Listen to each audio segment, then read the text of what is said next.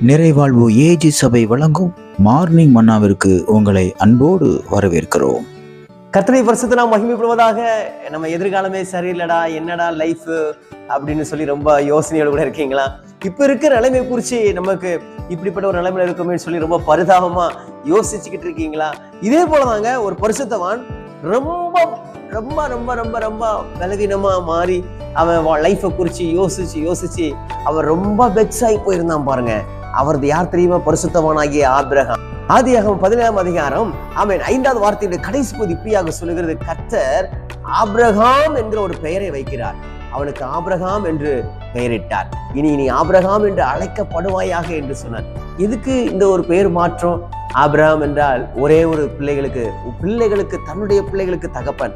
ஆனா ஆபிரகாம் என்றால் திரளான ஜனங்களுக்கு நீ தகப்பனாக இருக்க போற, திரளான ஜாதிகளுக்கு நீ தகப்பனா இருக்க போற. கொஞ்சம் யோசிச்சு பாருங்க. இருக்கிற நிலை என்ன? குழந்தை இல்லை. இதுதாங்க நம்ம பார்க்கிற பார்வை. ஆனா நமக்குள்ள கர்த்தர் வச்சிருக்கிற ஒரு பெரிய திட்டம், நமக்குள்ள தேவன் வச்சிருக்கிற ஒரு பெரிய சித்தம் என்ன அப்படின்னா, ஒரு திரளான ஒரு ஆசீர்வாதத்தை வச்சிருக்காரு. இன்னைக்கு நீங்க பார்க்கிற பார்வைக்கு நீங்க ரொம்ப பணக்காரங்க மாதிரி தெரியாம இருக்கலாம், படிச்சவங்க மாதிரி தெரியாம இருக்கலாம், பெரிய வீடு இல்லாத போல இருக்கலாம், நல்ல ஒரு கார் இல்லாத போல இருக்கலாம், நல்ல வசதி இல்லாம இருக்கலாம், ஒரு அழகு இல்லாம இருக்கலாம். நிறைய நேரம் நம்ம யோசிக்கிறது, நம்ம பார்க்கறத யோசிச்சுட்டு இருக்கிறோம். ஆனா கர்த்தர் உங்களுக்குள்ள இருக்கக்கூடிய ஆசீர்வாதத்தை கர்த்தர் பார்க்கிறாரு.